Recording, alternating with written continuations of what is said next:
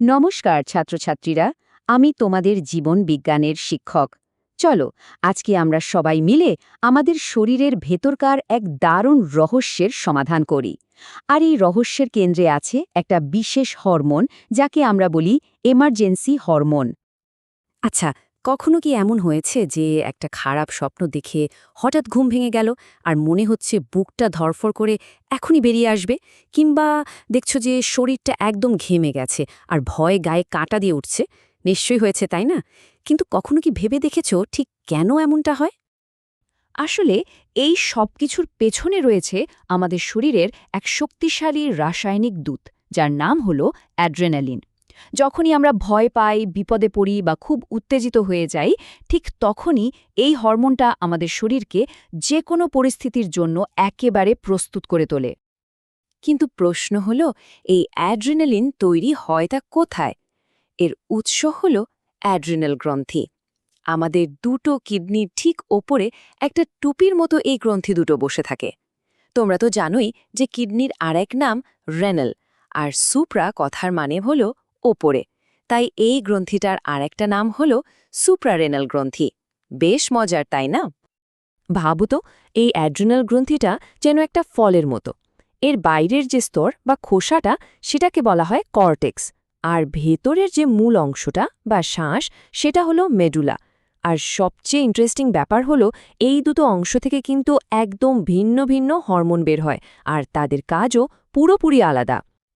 আমাদের আজকের আলোচনার আসল হিরো তো অ্যাড্রেনালিন, কিন্তু তার কথা বলার আগে চলো আমরা কর্টেক্স অংশ থেকে যে হরমোনগুলো বেরোয়, মানে আমাদের এই গল্পের সাপোর্টিং ক্যারেক্টারদের সাথে একটু পরিচয় করে নিই। দেখো, এই কর্টেক্স থেকে মূলত ৩ ধরনের হরমোন বেরোয়। প্রথমটা হলো গ্লুকোকর্টিকয়েড, যেটা কিনা দরকারে আমাদের শরীরে শক্তি যোগানোর জন্য গ্লুকোজ তৈরি করতে সাহায্য করে। দ্বিতীয়টা হলো মিনারেলোকর্টিকয়েড, যা আমাদের রক্তে সোডিয়াম, পটাশিয়ামের মতো খনিজ লবণের ভারসাম্য বজায় রেখে ব্লাড প্রেশার ঠিক রাখে। আর ৩ নম্বর হলো গোনাডোকর্টিকয়েড, যেটা আমাদের প্রজনন স্বাস্থ্য নিয়ন্ত্রণে সাহায্য করে। তো পার্শ্ব চরিত্রদের কথা তো জানা হলো, এবার তাহলে আসা যাক আমাদের গল্পের মূল চরিত্রের কাছে, মানে অ্যাড্রেনাল গ্রন্থির একেবারে কেন্দ্র অর্থাৎ মেডালা থেকে নিঃসৃত হওয়া হরমোন অ্যাড্রেনালিন। অ্যাড্রেনালিন, যার আরেকটা নাম এপিনেফ্রিন, হল আমাদের শরীরের এক চূড়ান্ত সার্ভাইভাল হরমোন। যে কোনো বিপদ, ভয় বা উত্তেজনার মুহূর্তে এটা আমাদের শরীরকে ফাইট অর ফ্লাইট পরিস্থিতির জন্য তৈরি করে। মানে, হয় তুমি লড়ো, নয়তো দৌড়ে পালাও। এক কথায় বলতে গেলে এটা হলো আমাদের শরীরের এমার্জেন্সি অ্যালার্ম। চলুন এবার ধাপে ধাপে দেখে নেওয়া যাক অ্যাড্রিনালিন ঠিক কি করে আমাদের শরীরে, যার ফলে ওই দুঃস্বপ্নের মতো প্রতিক্রিয়াগুলো দেখা যায়। প্রথমেই অ্যাড্রেনালিন আমাদের হার্টকে সিগন্যাল পাঠায় আরও দ্রুত আর আরও জোরে পাম্প করার জন্য। একই সাথে আমাদের ফুসফুসের শ্বাসনালীগুলো চওড়া হয়ে যায়, ফলে আমরা ঘন ঘন আর গভীর শ্বাস নিতে থাকি। এর একটাই উদ্দেশ্য, আমাদের পেশিগুলোতে যত তাড়াতাড়ি সম্ভব অক্সিজেন পৌঁছে দেওয়া, যাতে সেগুলো লড়াই বা পালানোর জন্য তৈরি হতে পারে। এরপর শরীর একটা খুব বুদ্ধিমানের মতো কাজ করে। ও তখন ঠিক করে যে এই মুহূর্তে হজম বা ত্বকের চেয়েও পেশিগুলোতে রক্ত পৌঁছানো বেশি জরুরি। তাইও ত্বক বা হজমতন্ত্রের দিক থেকে রক্ত সরবরাহ কমিয়ে দিয়ে পেশির দিকে পাঠিয়ে দেয়।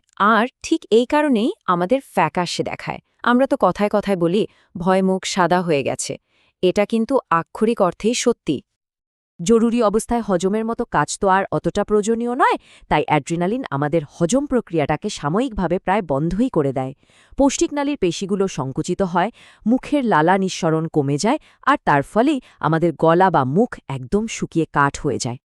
সবশেষে শরীরের সমস্ত পেশি একেবারে টান টান হয়ে ওঠে, যাতে প্রয়োজনের মুহূর্তে ঝাঁপিয়ে পড়া যায়। এই অতিরিক্ত উত্তেজনার কারণেই কিন্তু আমাদের শরীরে কাঁপুনি আসতে পারে, আর ওই যে গায়ে কাঁটা দেওয়া, ওটাও অ্যাড্রেনালিনেরই কাজ। আমাদের ত্বকের প্রত্যেকটা লোমের গোড়ায় থাকা ছোট্ট ছোট্ট পেশিগুলো সংকুচিত হয়ে লোমগুলোকে খাড়া করে দেয়। এতক্ষণে তো আমরা বুঝেই গেছি যে অ্যাড্রেনালিন আমাদের জন্য কতটা গুরুত্বপূর্ণ, কিন্তু যে কোনো কিছুরই একটা ভারসাম্য থাকা দরকার, তাই না? কি হবে যদি এই হরমোনের উৎপাদন খুব বেশি বা খুব কম হয়ে যায়? চলো এবার সেই বিষয়টা একটু জেনে নেওয়া যাক।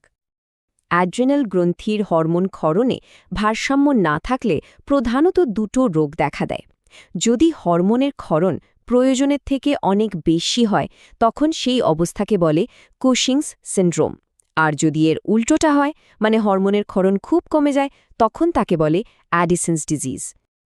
কুশিং সিনড্রোম হলে কিছু বিশেষ লক্ষণ দেখা যায়, যেমন মুখটা গোল হয়ে যায়, যাকে ডাক্তাররা মজা করে বলেন মুন ফেস বা চাঁদের মতো মুখ। ঘাড়ের পেছনে চর্বি জমে, ওজন বাড়ে, কিন্তু অদ্ভুতভাবে পেশিগুলো দুর্বল হয়ে পড়ে। এছাড়া ত্বকে ব্রণ বা অতিরিক্ত লোমের সমস্যাও হতে পারে।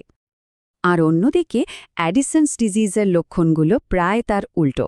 এক্ষেত্রে কোনো কারণ ছাড়াই ওজন কমতে থাকে, শরীর খুব ক্লান্ত আর দুর্বল হয়ে পড়ে, ত্বকটা কেমন কালচে হয়ে যেতে পারে, নোনতা খাবার খেতে খুব ইচ্ছে করে, আর চুল পড়ার মতো সমস্যাও দেখা দেয়।